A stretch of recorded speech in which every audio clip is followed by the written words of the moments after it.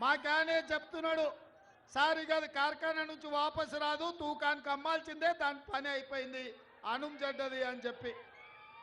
అందుకే ఇవాళ కేసీఆర్ ఎన్ని చెప్పినా, కేటీఆర్ ఎన్ని అబద్ధాలు మాట్లాడినా, తండ్రి 4 గంటలు, కొడుకు 2 గంటలు టీవీ 9లో కూర్చొని ఎంత దుఃఖం వెళ్ళిపుచ్చినా ప్రజలకు సానుభూతి రాలేదు. ఇవాళ ఆ సానుభూతి రాలేదు అని చెప్పి చంద్రశేఖరరావు గారు బస్ వేసుకొని బయలుదేరిండు. కారు పని అయిపోయిందని ఇవాళ బస్ వేసుకొని బయలుదేరిండు. నిన్న మిర్యాలగూడ పోయిండు, సూర్యాపేట పోయిండు, భువనగిరికి వచ్చిండు.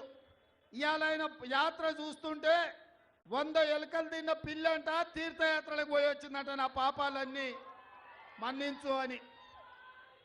10 ఏళ్ళు అధికారంలో ఉండి ప్రజలు వస్తే రానియక ఫామ్ హౌస్ దగ్గరకు వస్తే లాఠీ చార్జ్ చేయించి ప్రగతి భవన్లో ఎర్ర టెండలో గద్దరన్న కలవడానికి వస్తే 4 గంటలు ప్రగతి భవన్ గేట్ల ముందల గద్దరన్నను కూర్చోబెట్టింది మర్చిపోయినట్టున్నాడు. 10 ఏళ్ళ అధికారంలో ఉన్నప్పుడు సచివాలయానికి రాలే, ప్రగతి భవన్లో లోపలికి మనల్ని రానియలే. ఏ రోజు కూడా తెలంగాణ ప్రజలు గుర్తురాలే. తెలంగాణ రైతులు, విద్యార్థులు, నిరుద్యోగ యువకులు, మహిళలు, మైనార్టీలు ఏ ఒక్కరు కూడా చంద్రశేఖరరావుకు గుర్తు రాలే. అధికారం ఉన్నంతసేపు ఆంధ్ర కాంట్రాక్టర్లు, హైదరాబాద్ రియల్ ఎస్టేట్ వాళ్ళు ఆయన గుర్తొచ్చిండ్రు తప్ప ఏ రోజు కూడా తెలంగాణ 4 కోట్ల ప్రజల్ని పట్టించుకోలే. ఈ కార్యకర్తలు కష్టపడి కారును ఖతం చేస్తే ఇవాళ మళ్ళా ప్రజలు గుర్తొచ్చి చంద్రశేఖరరావు ఫామ్ హౌస్ల నుంచి బయటికి వచ్చిండు. ఫామ్ హౌస్ గేట్లు బార్లా తెరుచుకొని ప్రజల్ని రమ్మంటుడు. అంత అయిపోయినాక ఆ చేతులు కాలినాక ఆయన ఇవాళ ఆకులు పట్టుకున్నట్టు బయలుదేరాడు. 4 గంటలు వచ్చి టీవీలో కూర్చున్నాడు. నేను అడుగుతున్న చంద్రశేఖరరావును, 4 గంటలు వచ్చి టీవీలో కూర్చోనికి వచ్చింది, కానీ వారం రోజులు అసెంబ్లీ నడిపి కాళేశ్వరం నుంచి ఇందిరమ్మ ఇండ్ల వరకు నిరుద్యోగ యువకుల ఉద్యోగాల కోసము, రైతు రుణమాఫీ కోసము, రైతు బంధు కోసము, మైనార్టీ రిజర్వేషన్ల కోసం అసెంబ్లీలో చర్చ పెట్టినాం. చర్చలు మాత్రం రాలే.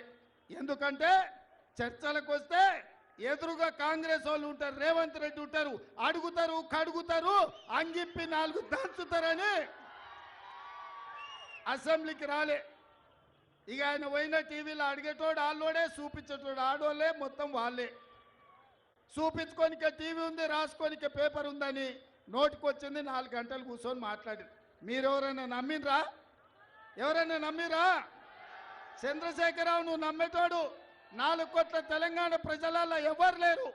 అందుకే ఇవాళ చంద్రశేఖరరావు ఊరు తిరుగుతున్నాడు, ఇల్లు తిరిగి అడుక్కుంటున్నాడు. అయినా చంద్రశేఖరరావును క్షమించే పరిస్థితి తెలంగాణ సమాజం లేదు. ఇక చేవెళ్ళల పాపం జ్ఞానేశ్వర్ ముదిరాజును పెట్టిండు. ఆయన మంచోడే, కానీ ఏం లాభం? కేసీఆర్ అభ్యర్థిగా జ్ఞానేశ్వరుని పెట్టిండు, వెనకంగా విశ్వేశ్వరరెడ్డికి సైగ చేస్తున్నాడు, ఇక్కడికి కోరి అని. ఎందుకంటే బిడ్డ బెయిల్ కావాలి. బిడ్డ బెయిల్ కావాలంటే బీజేపీకి మద్దతు పలకాలి. ఇది ఇవాళ కేసీఆర్ నీతి, కేసీఆర్ జాతి. ఇక భారతీయ జనతా పార్టీ గురించి నేను ఎక్కువ చెప్పకపోయినా 4 అంశాలు గుర్తు చేయదలుచుకున్నా. బీజేపీ ఆనాడు నరేంద్ర మోడీ గారు గుజరాత్ ముఖ్యమంత్రిగా బయలుదేరి ప్రధానమంత్రి అభ్యర్థిగా ప్రతి సంవత్సరం 2 కోట్ల ఉద్యోగాలు ఇస్తా అన్నాడు. 10 ఏళ్ళు పూర్తయింది నరేంద్ర మోడీ ప్రధానమంత్రి అయి. 20 కోట్ల ఉద్యోగాలు ఈనాటికి ఇచ్చి ఉండాలి.